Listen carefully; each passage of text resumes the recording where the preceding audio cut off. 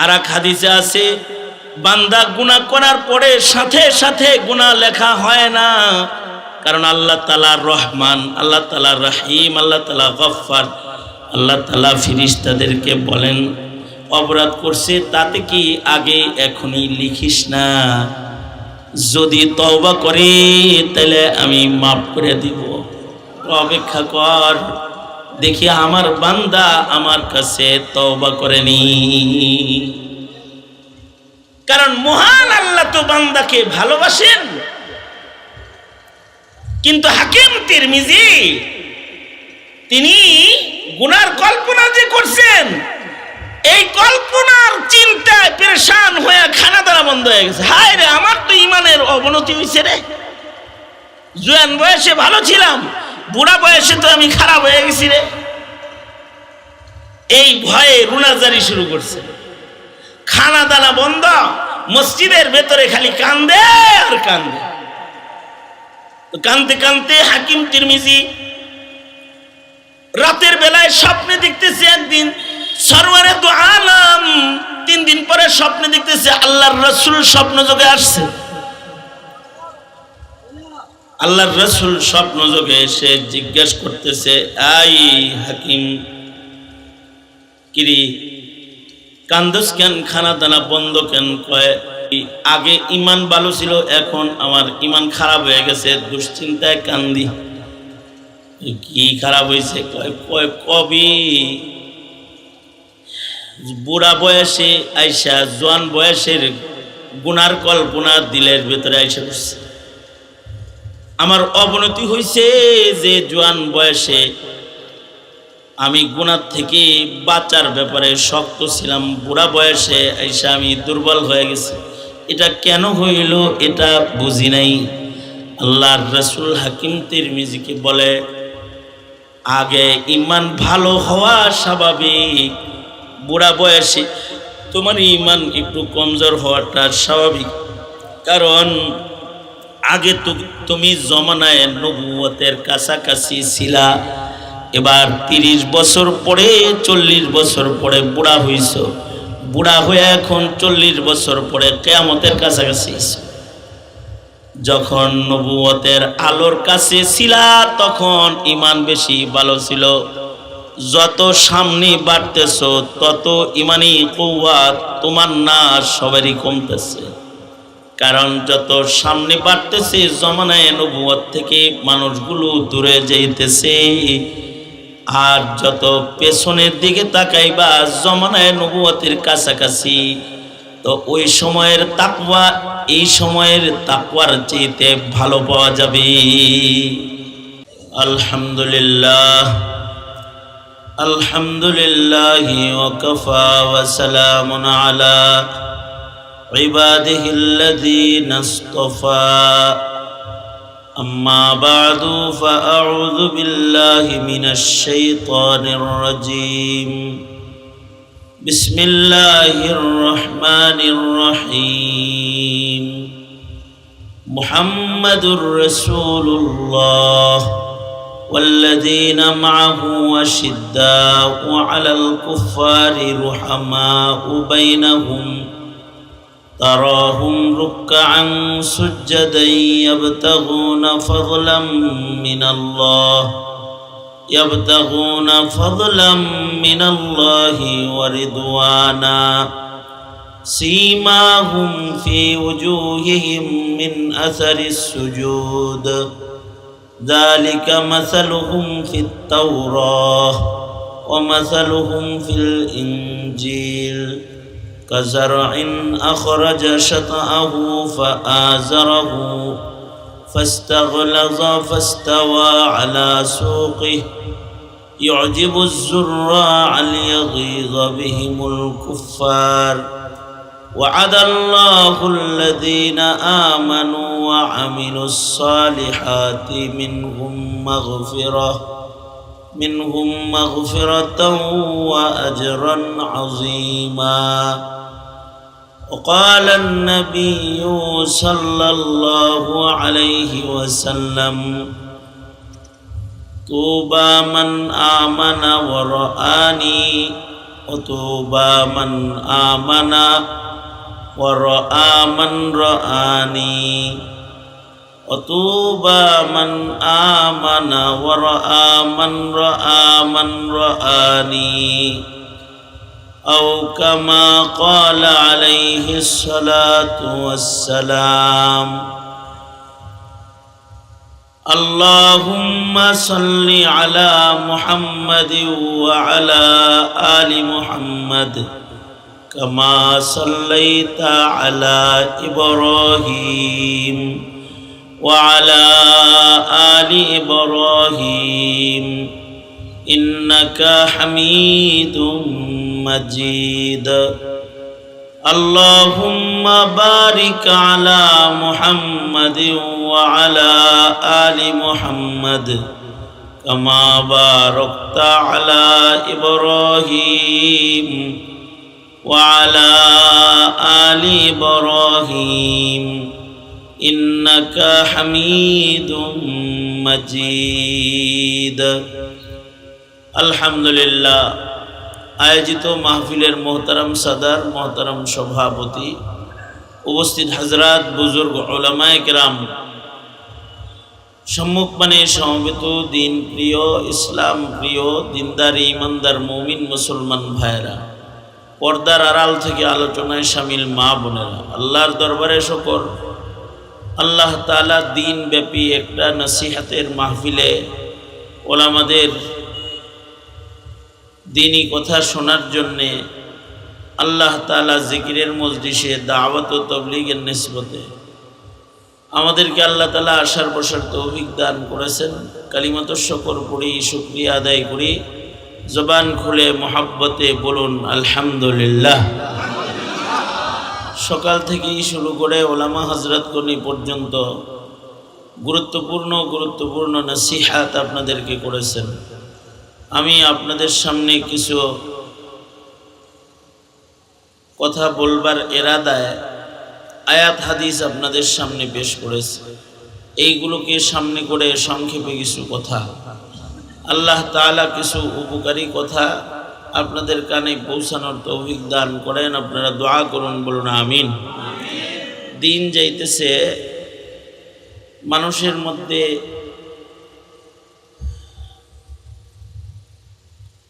গুনাহ করার মানুষ বাড়তেছে, ইবাদত করার মানুষ কমতেছে। দুনিয়ার আসবাব বাড়তেছে। এমন এমন জিনিস দুনিয়াতে এখন দেখা যাইতেছে যে জিনিসগুলা আগে ছিল না। আগে আসবাব কম ছিল পৃথিবীতে, এ কারণে মানুষের ইবাদত বেশি ছিল। এখন যেহেতু আসবাব বেড়ে গেছে,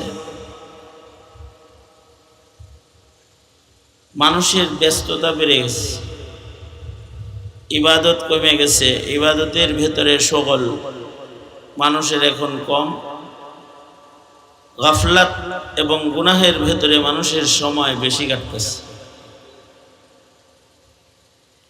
আগের যুগের মানুষ অনেক লম্বা লম্বা ইবাদত করত, এখন মানুষ গুনাহ বেশি করে। আগের যুগে এমন মানুষ ছিল যেই মানুষগুলা 500 বছরের ভেতরে গুনাহ তো করে নাই, ইবাদতের ভেতরে 500 বছরের ভেতরে তাদের রিয়া ঢুকে নেই। সুবহানাল্লাহ। লাগাতার 100 বছর না, 500 বছর বেরিয়া ইবাদত করছে। 1000 বছর লাগাতার তার বেরিয়া ইবাদত করছে।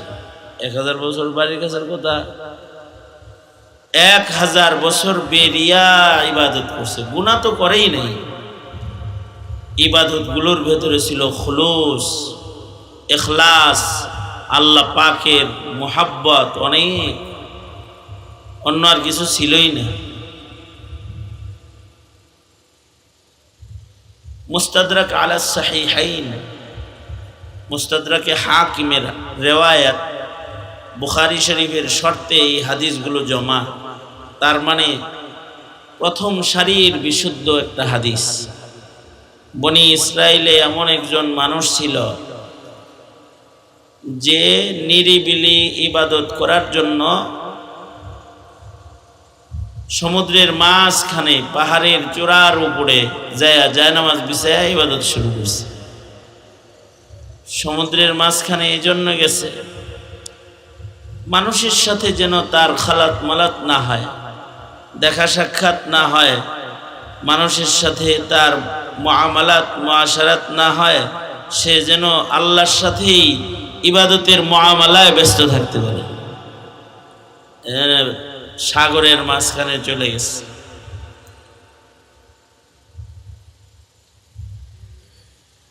এই সাগরের মাঝখানে পাহাড়ের চূড়ায় ইবাদত করতেছে। তার ইবাদতে আল্লাহ তাআলা এত খুশি হয়েছে, তার যেন খাওয়ানোর চিন্তা করণ না লাগে, সে যেন নিশ্চিন্ত মনে খাইতে পারে আর ইবাদত করতে পারে। এজন্য আল্লাহ তাআলা তার মাথার কাছে কুদরতি ভাবে একটা আনার গাছ দাঁড় করায় দিচ্ছে। এখান থেকে পাকা পাকা আনার নিচে পড়ে, সে খায়। আর আনারগুলাও এমন আনার যেটা খাইলে পরে ক্ষুধা মিটা যায়।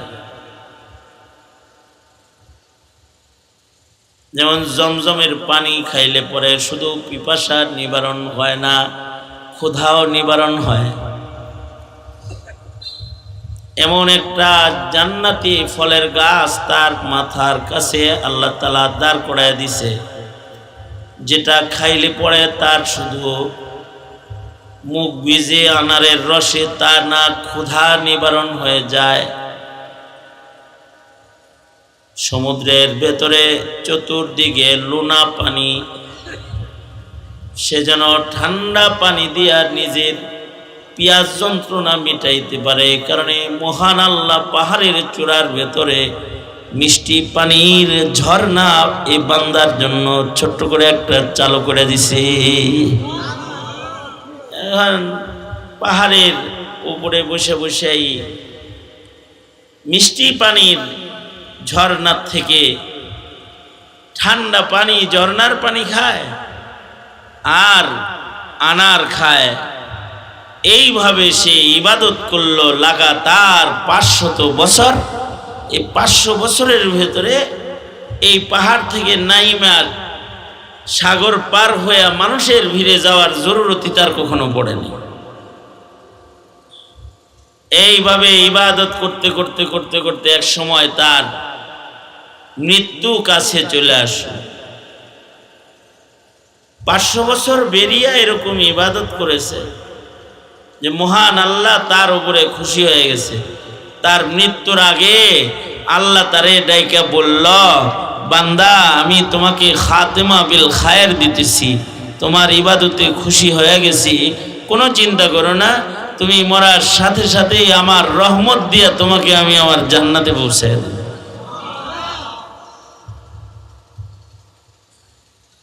তার মানে একটা মানুষের কত লম্বা সময় আগে ইবাদত করছে,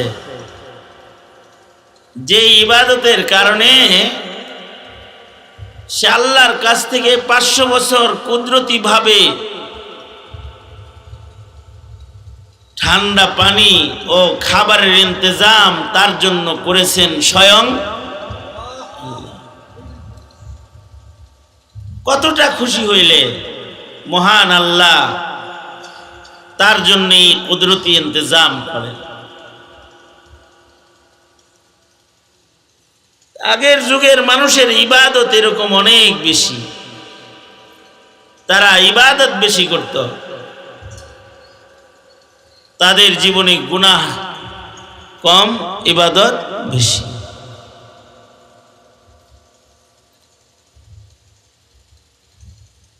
এ কারণে সাহাবীদের জীবনেও ইবাদত বেশি, গুনাহ কম।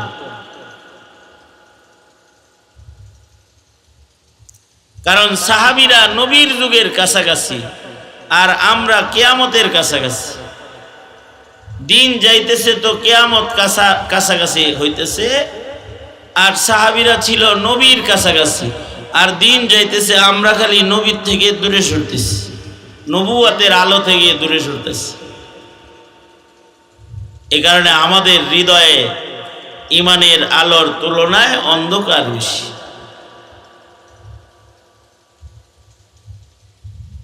হাকিম তিরমিজি রহমতুল্লাহ আলাইহি অনেক বড় মুহাদ্দিস ছিলেন, হাফিজুল হাদিস ছিলেন, লক্ষ লক্ষ হাদিস মুখস্থ ছিল।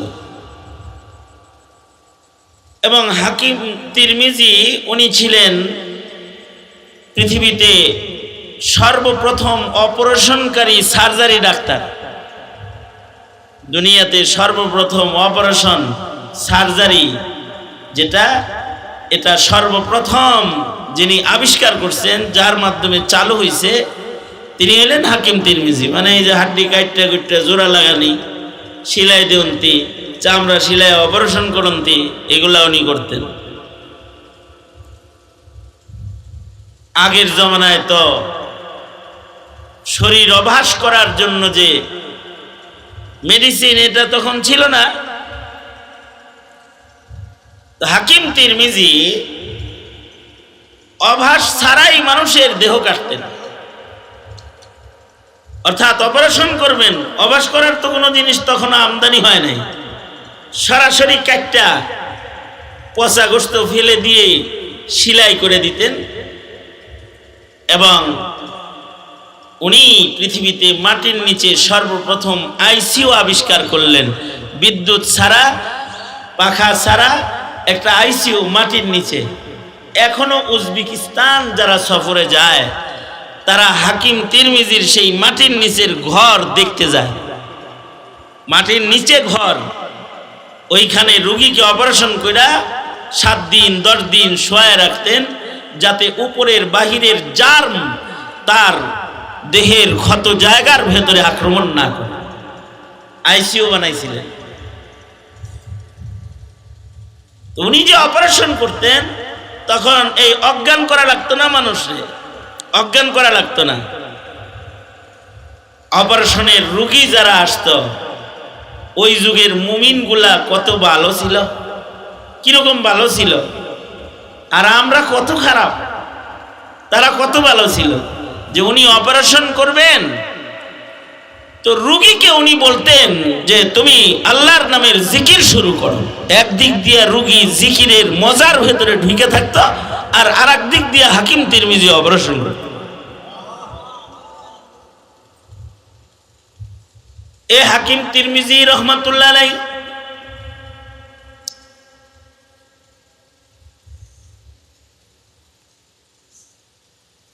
একদিন ওযু করতেছেন, ওযু মিসওয়াক করতেছেন, আর বৈশা ওযু বানাইতেছেন। মিসওয়াক করার সময় যে বৈশা রইছেন, ওই সময় ওনার মাথার ভেতরে বিভিন্ন কল্পনা জাগা দিছে। কল্পনার জগতে ডুইগা পড়ছে, কল্পনা করতেছে, হায় রে, তখন কিন্তু উনি বয়োবৃদ্ধ, ওনার দাড়ি চুল পাইকে গেছে, বুড়া হয়ে গেছে। আর উনি কল্পনা করতেছে, জোয়ান বয়সে একটা মহিলা যে আমারে প্রেম প্রস্তাব দিছিল, মানে উনি যখন যুবক, ওনার পেছনের দিনের কথা ওনার স্মরণ করছে। বুড়া বয়সে স্মরণ করছে পিছনের দিনের কথা, যখন ওনার দাড়ি চুল পেকে সাদা হয়ে গেছে।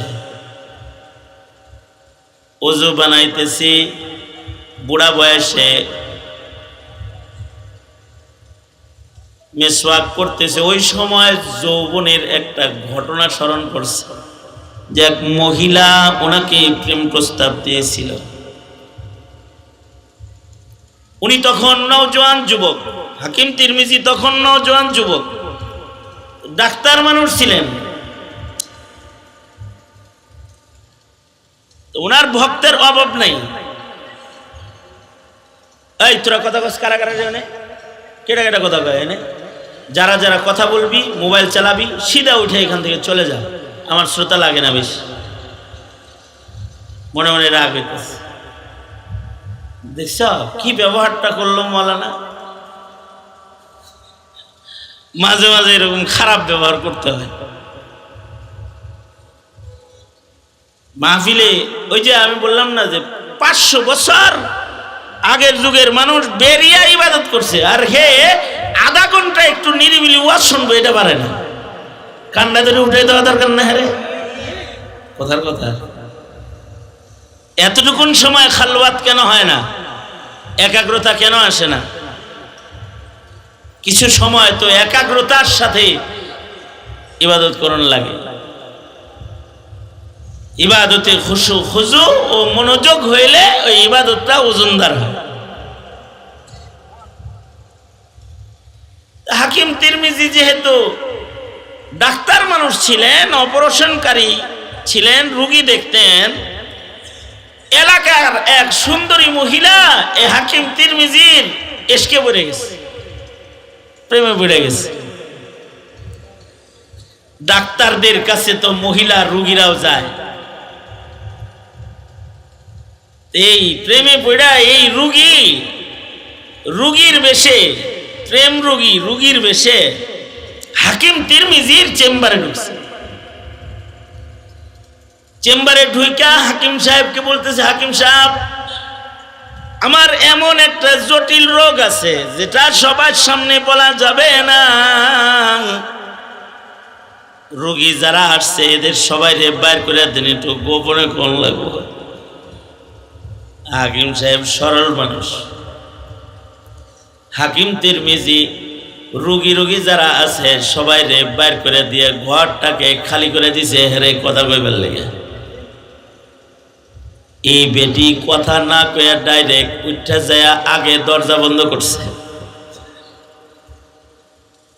দরজা বন্ধ করে আইসা হাকিম তিরমিজির সামনে আইসা নিজের চেহারার নেকাব সরাইয়া দিয়া কয়, দেখেন এক নজর আমার একটু ছায়া পছন্দ হয়নি, আমি কিন্তু আই লাভ ইউ, আমি কিন্তু আপনারে ভালোবাসি, আপনাকে ছাড়া কিন্তু আমি বাঁচবো না, আমি আপনার প্রেমে পড়ে গেছি। প্রস্তাব দিয়ে ফেলাইছে। হাকিম তিরমিজি উনি তো চিৎকার দিছে, এ ইন্নালিল্লাহ ইন্নালিল্লাহ, ঘরের ভিতরে শয়তান ঢুকেছে। আর ঘরের বাইরে যত রোগী ছিল এরা সব আইছে, কাছাকাছি আয়া পড়ছে, দরজার কাছে আসছে। উনি যে দরজা খুলে দিছে, মহিলাও বলতেছে, চিল্লাইতেছে, শয়তান ঢুকছে, শয়তান ঢুকছে। মানুষ এই দুজনের ভক্ত হয়ে গেছে। হায় রে, দুজন তো বুজুর্গ করে, শয়তান তারায় দুজনে রোগী দেহা বাদ দিয়া। হাকিম তিরমিজি মহিলাকে বললেন, যাও, যাও, বেরিয়ে যাও, তোমার চিকিৎসা শেষ, যাও যাও, বেরো। অর্থাৎ হাকিম তিরমিজি এই মহিলার দোষটাকেও গোপন করে দিছে, যাতে ভবিষ্যতে এই মহিলার ক্ষতি না হয়। মেয়েটা চলে গেছে। বুড়া বয়সে যখন হাকিম তিরমিজি বুড়া হয়ে গেছে, চুল দাড়ি পাইকে গেছে, ওযু বানাইতেছে আর মিসওয়াক করতেছে আর কল্পনা করতেছে, কি লেগেছে চিল্লান্ডা দিছিলাম, চিল্লান্ডা না দিয়া যদি তার লগে প্রেমাবদারটা গ্রহণ করে আলাইতাম, তাহলে তো আর একটা বউ পাওয়া যেতাম। দেখতে তো সুন্দরী ছিল, এগুলা কল্পনার ভিতরে আনতেছে। বুজুর্গ মানুষ আল্লাহওয়ালা ছিলেন, যখনই কল্পনা এসেছে সাথে সাথে আস্তাগফিরুল্লাহ আস্তাগফিরুল্লাহ ইস্তিগফার করে কল্পনার ভেতর থেকে সাথে সাথে বাইর হয়ে গেছে। কিন্তু ওনার ভেতরে চিন্তা রোগ আসছে, হায় রে, জোয়ান যখন ছিলাম তখন ইমানটা পোক্তা ছিল, বুড়া বয়সে ইমানটা দুর্বল হয়েছে আমার। এই বুড়া বয়সে গুনার কল্পনা করি, তাহলে তো জুয়ান বয়সে মরলে ভালো ইমান নিয়ে মরতে পারতাম। এখন দেখি বুড়া বয়সে ইমানের অবনতি হইছে। মহান আল্লাহর কাছে কেমনে আমি মুখ দেখাবো? গুনাহ করে নাই, কিন্তু এটা কল্পনা আইছে ভিতরে, আর কি কল্পনা। আল্লাহ পাকের ফয়সালা ছিল এক সময় সাহাবায়ে আমরা বাচ্চা গেছি সাহাবায়ে কেরামের জন্য। আল্লাহ পাকের ফয়সালা ছিল, আল্লাহর পছন্দ হলো যে বান্দা গুনাহ তো করবে না, করবে নাই, গুনার কল্পনাও করবে না, এটা আল্লাহর পছন্দ।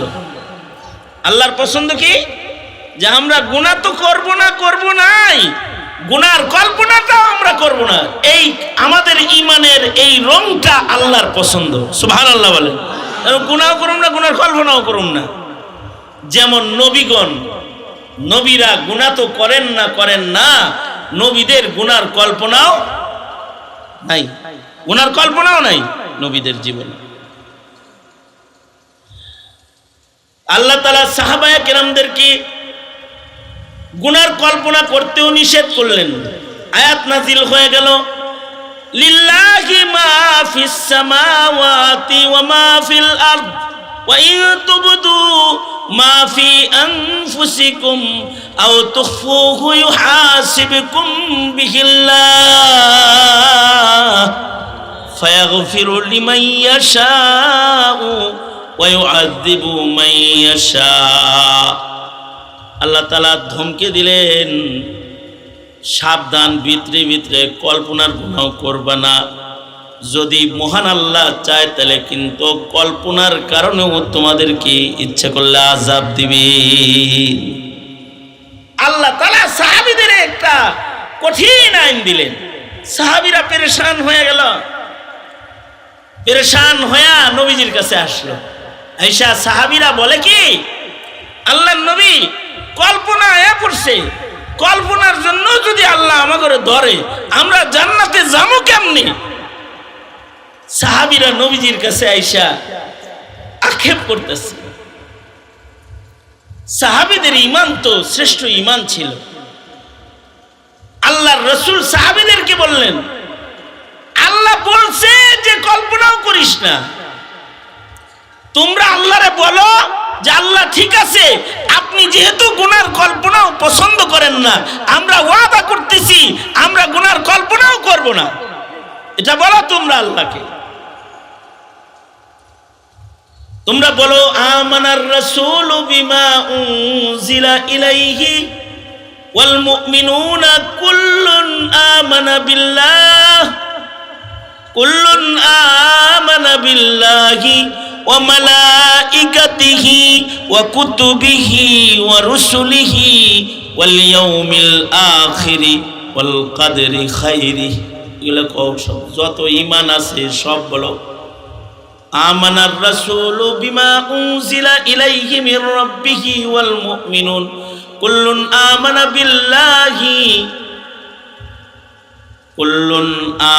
বিল্লাহি ওয়া মালাইকাতিহি ওয়া কুতুবিহি ওয়া রুসুলিহি লা নুফাররিকু বাইনা আহাদিম মির রুসুলিহি ওয়া ক্বালু সামি'না ওয়া আতা'না গুফরানাকা রব্বানা ওয়া ইলাইকাল মাসীর।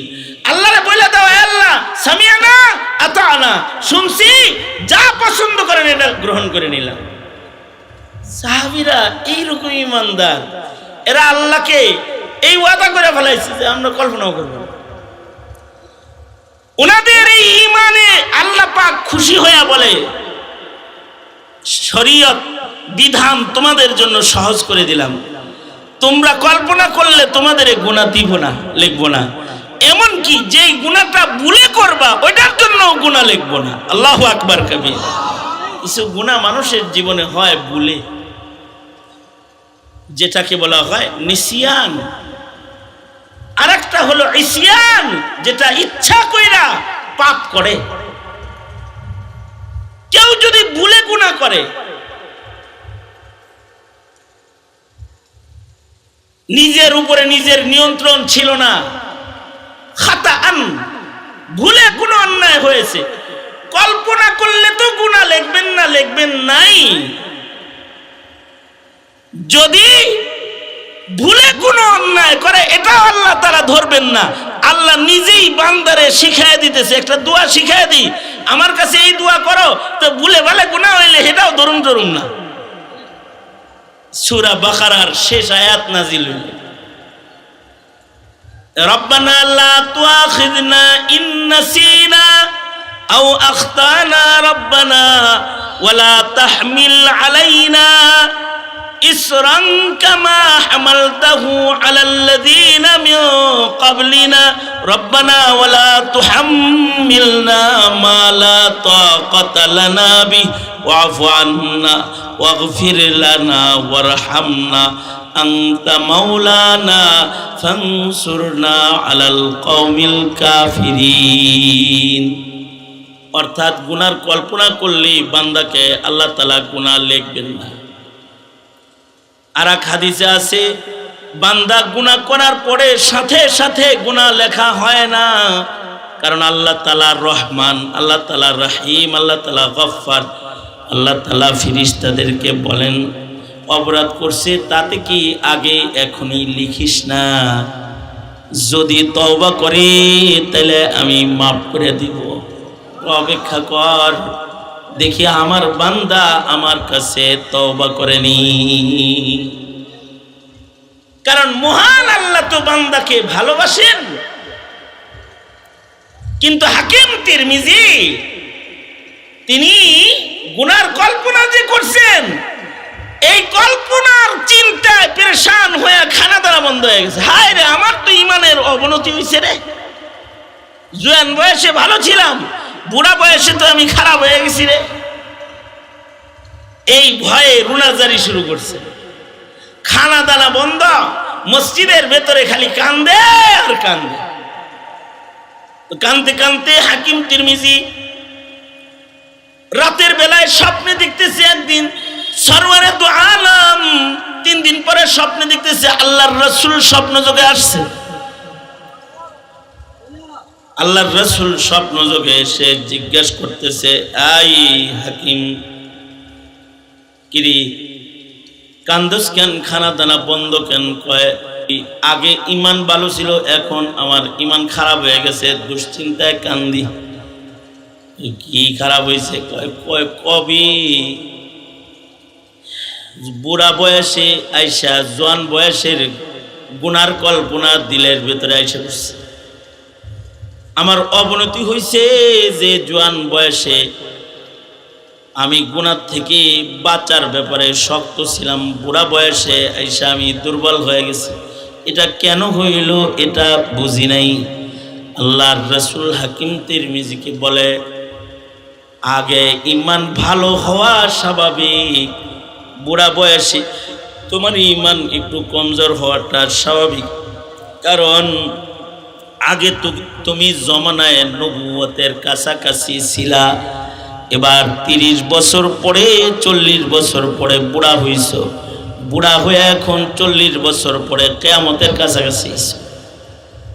যখন নবুয়তের আলোর কাছে ছিলা তখন ইমান বেশি ভালো ছিল, যত সামনে বাড়তেছ তত ইমানি কুওয়াত তোমার না সবারই কমতেছে।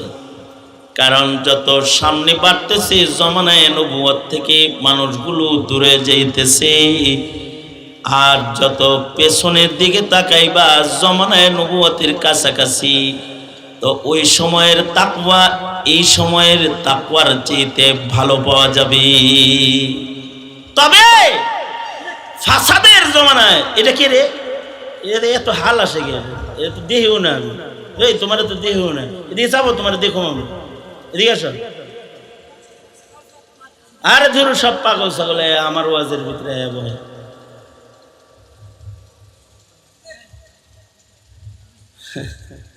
এটা একটা ইমতিহান, শান্তি মতো যেন কিছু কইতে না পারে। আস্তাগফিরুল্লাহ।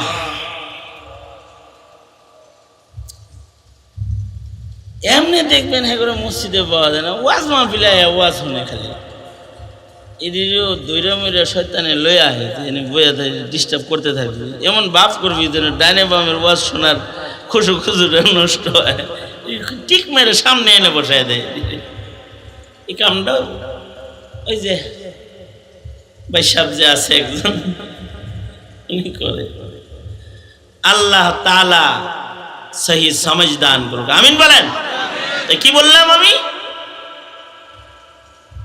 জমানায়ে নবুয়ত থেকে যত দূরে যাইতেছি তত জমানায়ে ফাসাদ আইতেছে। কি আইতেছে? জমানায়ে ফাসাদ।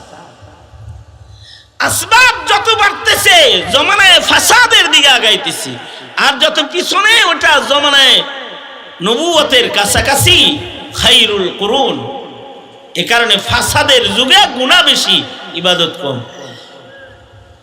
এই ফাসাদের যুগে যখন গুনাহ বেশি, ইবাদত কম, এই সময় আবার যদি কেউ একটা সুন্নতের আমল করে, ফাসাদের জমানায় একটা সুন্নতের দাম গলা কাটা শহীদের সওয়াবের সমান। সুবহানাল্লাহ। আল্লাহর রাসূল বলেন, আলা রাসূলুল্লাহি সাল্লাল্লাহু আলাইহি ওয়াসাল্লাম, মান তামাসসাকা বি সুন্নতি ইনদা ফাসাদি উম্মতি ফালাহু আজরু শহীদ। ফাসাদের জমানায় যদি একটা সুন্নতের উপরে কেউ আমল করে, একটা সুন্নতের বদলায় শহীদের সওয়াব তাকে দান করা হবে। জমানায় ফাসাদ, এখন জমানায় ফাসাদ ধীরে ধীরে বাড়তেছে। আগে যে সকল সরু সামান ছিল না, এগুলো সব এখন আছে। আগে ওয়াজ করা, ওয়াজ শোনা সহজ ছিল। এত ক্যামেরা, এত মোবাইল, এত সামান, এত কিছু সামনে ফিট করা ছিল না। খুশু খুজু সবার ভালো ছিল। এইগুলা আসার পরে খুশু খুজু আনাই কঠিন হয়ে গেছে। ওয়াজ খুশু খুজুর সাথে করাও কঠিন, আর ওয়াজ খুশু খুজুর সাথে শোনাও কঠিন হয়ে গেছে। মসজিদে যায় 2 রাকাত নামাজ পড়বে, এটা কঠিন হয়ে গেছে। আমি দুপুর বেলায় হাজিদের একটা প্রশিক্ষণে গিয়েছিলাম। ওখানে শত শত হাজি একত্রিত হয়েছে। এরা এই তো কয়েকদিন পরে তাদের হজের ফ্লাইট বাইতুল্লাহ চলে যাবে 30 তারিখে। তারা একত্রিত হয়েছে। ওই ট্রাভেলস কর্তৃপক্ষ আমাকে দাওয়াত দিয়ে নিছে কিছু ওয়াজ করবার লেগে। হাজি করে কিছু কয়ে দেন। আমি হাজি করে কইলাম, আপনারা শত শত লোক হজে যাইবেন, এই শত শত মানুষ যারা হজ্জে বাইতুল্লাহতে যাবেন, জানি না কে পারবেন। বটন মোবাইল নিয়ে হজে যাইতে পারবেন কে কে? এরকম কি নিয়ত কেউ করতে পারবেন? আব্দুল্লাহ দরকার নাই, ভিতরে ভিতরে নিয়ত করেন। এই কথা বললাম, আব্দুল্লাহ শরম দিয়ে লাভ নাই। এই শত শত মানুষের ভেতরে শুধু স্ক্রিন টাচ ফোনটা বাইতুল্লাহ শরীফে নিবেন না, একটা বটন ফোন লয়ে যাইবেন। একজন জজবার লগে জোরেই কয়, হুজুর আমি বটন ফোন লয়ে যাব। কেন? ওখানে যায় আবার আইফোন কিনবেন না? মানে বটন ফোন নিয়ে যাইবো, ওখানে যায় নতুন একটা ফোন কিনে লইব। আমি বটন ফোন নিয়ে যেতে বলতেছি, তার মানে হলো যে হারামাইন শরীফাইনে আপনি মোবাইলে ব্যস্ত হবেন না। এমন মোবাইল রাখবেন না যেই মোবাইলটা আপনার হজের সফরের মোহাব্বত এর ভেতরে হায়েল হইতে পারে। মদিনায় গেছেন, রসুলের রওজায় সালাম দিতে, মিয়া আপনি লাইভ দিয়ে বইছেন রওজার সামনে। তা আপনি কি রওজার দিকে আছেন না আপনার ফেসবুকের দিকে আছেন? তা আপনার মতো এরকম আনারি আশেকের সালাম ওই মদিনার রওজায় পৌঁছবে তো? অথবা কাবা শরীফ বাইতুল্লাহ শরীফের তওয়াফ করতেছেন, কিন্তু আপনার কাছে বাস মোবাইল আছে, ভিডিও করতেছেন। বাচ্চা এনে দেখাইতে হইব না, দেখ কিরকম ভাবে তওয়াফ করছি, কত কাছে দিয়ে ঘুরছি, দেখান লাগবে না? তওয়াফও করতেছে, ভিডিও করতেছে। তওয়াফের ভিতরে যে আবার মোবাইলের ভিডিওর ভিতরে ঢুকছে, ওর তওয়াফ কি আছে না গেছে?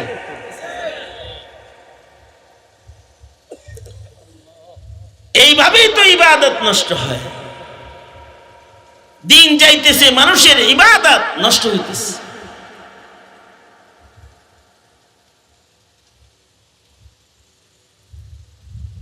এখন মসজিদে মাতাফের ভেতরে হারাম শরীফে আগে তো উন্মুক্ত ছিল, হাতিম খোলা থাকতো, হাতিমে কাবা খোলা থাকতো। আমরা হাতিমে কাবায় যায় কখনো 3 ঘন্টা 4 ঘন্টা বসে থাকছি। একটা সময় গেছে আগে, আর এখন গোটা হজের মৌসুমে হাতিম খুলে না। তা আমি মক্কা মুআজ্জমার এক ইমাম সাহেবকে বললাম, এক আরবি শিক্ষক, উনি ওখানে হারাম শরীফে তাফসীর করে, তার কাছে আমি চিঠি লিখলাম, শুধুই জাহমার দোহাই দিয়া, বীরের দোহাই দিয়া হাতিম এভাবে বন্ধ করে রাখাটা কি ঠিক? ঢুকতেই দেন না, হাতিম কেন বন্ধ রাখা হয়? আগে খোলা হইতো, কিছু মানুষ 2-4 রাকাত নামাজ ভেতরে যায় পড়তো, তাদের দিলের শান্তি আসতো, বন্ধ করে থন গিল্লে। তো উনি এই প্রশ্নের উত্তরে আমাকে বলে কি, মৌলানা, আগে মানুষ মোবাইল ছাড়া মাতাফে ঢুকতো,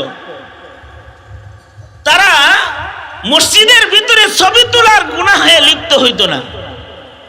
এখন কেউ যদি মোবাইল সহ হাতিমে ঢোকার সুযোগ পায়, তো হাতিমে কাবার ভিতরে মিজাবের রহমতের নিচে দাঁড়ায়ও একটা পুষ দিয়ে একটা ছবি তুলে বের হয়ে যাবে।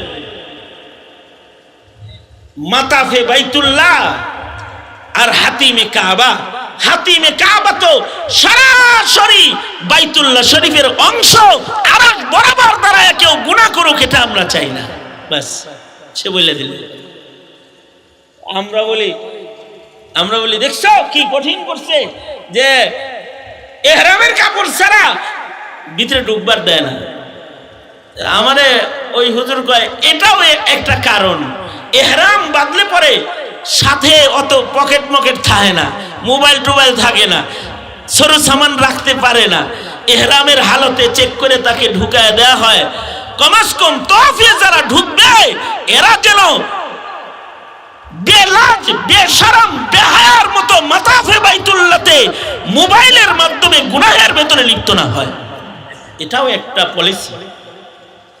আমি আগে খুব মেজাজ খারাপ হইতো, যে কই কবে গেছে করোনা, হে করোনার আইনে এখনো ধরে রেখা আম করে কাবা শরীফের ভিতরেই ঢুকবার দেয় না, ওরা ঠিক না, লোকগুলো ভালো না, এরকম একটা অবজেকশন ছিল আমার। কিন্তু এই লোকের বক্তব্য শোনার পরে আমার মনে হয়েছে যে একেবারে উচিত কাম করছে। বুঝেন নাই কথাটা? রওজা থারে সালাম দিতেছে, হের দিল রওজার দিকেই না, হে মোবাইলের দিকে আছে।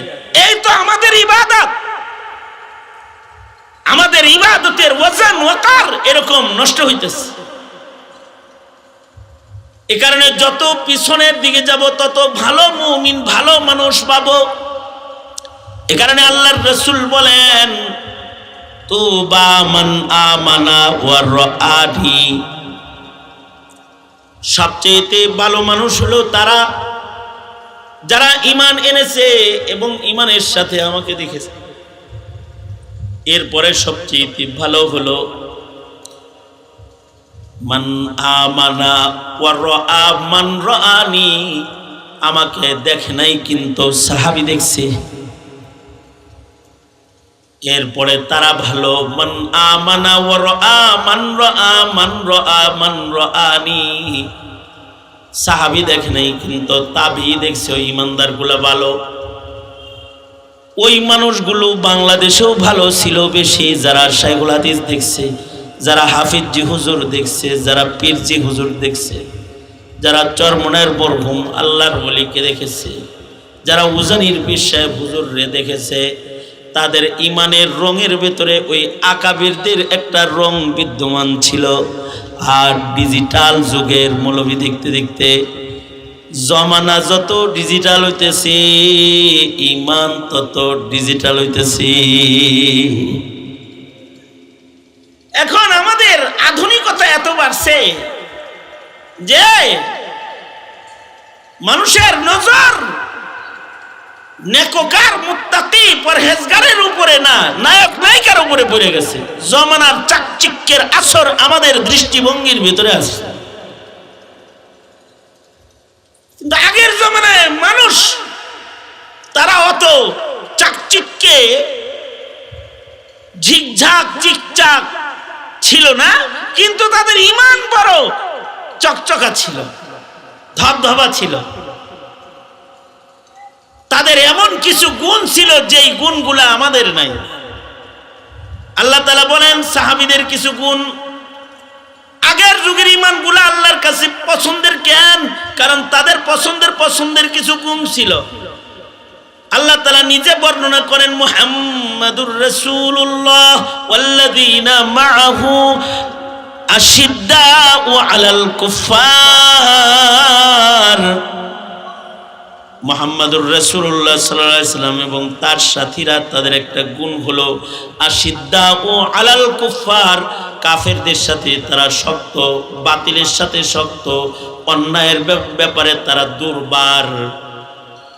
আর রুহামাউ বাইনাহুম, নিজেরা আপসে বড় মিল মোহাব্বতে পাক্কা। কিন্তু এই যুগে এসে দেখলাম মুসলমান কাফেরের সাথে শক্ত না, নিজেরা শক্ত, আর মুসলিম হয়ে গেছে হিন্দু, বৌদ্ধ, খ্রিস্টান, ইহুদির ভক্ত। মুসলমান ইন্ডিয়া ভক্ত, মোদি ভক্ত, মুসলমান আমেরিকা ভক্ত, মুসলমান কাফের মুশরিকের ভক্ত, মুসলমান গুনাহের ভক্ত, ইবাদতের ভক্ত না, গুনার ভক্ত। আর একটা জমানা ছিল, মুসলমান ছিল অন্যায়ের ব্যাপারে বড় দুর্বার, শক্ত। কুফর তো দূরের কথা, জাররা সে জাররা খেলাফে সুন্নত কিছু সামনে আসলে তারা গর্জে উঠত। আব্দুল্লাহ ইবনে মাসউদ রাদিয়াল্লাহু আনহু তিনি মসজিদে গেছেন, যা দেখে ইশরাকের নামাজ একদল জামাতে পড়তেছে। কিছু নামাজ আছে একা পড়তে হয়, কেমন তাহিয়াতুল ওযু নামাজ যদি কেউ জমাতে পড়ে ওটা একা পড়ার নামাজ। ইশরাকের নামাজ কেউ যদি জমাতে পড়ে না, এটা একা পড়ার নামাজ। কিছু নামাজ একা পড়তে হয় আর কিছু নামাজ জামাতেই পড়তে হয়। যেমন জুমার নামাজ জামাতেই পড়তে হয়, জামাত না পাইলে 4 রাকাত জোহর পড়তে হয়। আর কিছু আছে একাই পড়তে হয়, জামাত কায়েম করা যায় না, যেমন ইশরাকের নামাজ বড় ফজিলতের নামাজ। কেউ যদি 2 রাকাত ইশরাক পড়ে তার আমল নামার ভেতরে হজ উমরার সব লিখে দেওয়া হয়, হজ উমরার সব জমা হয়। ইশরাকের নামাজের এত ফজিলত। এখন এই ইশরাকের নামাজ জামাতে পড়তেছে একদল। আব্দুল্লাহ ইবনে মাসউদ যায় দেখে, আব্দুল্লাহ ইবনে মাসউদ যায় বলে, এই কিরে কি পড়ছ জামাতে? কয় ইশরাক। কি লেগে জামাতে পড়ছ? সব বেশি বল লেগে।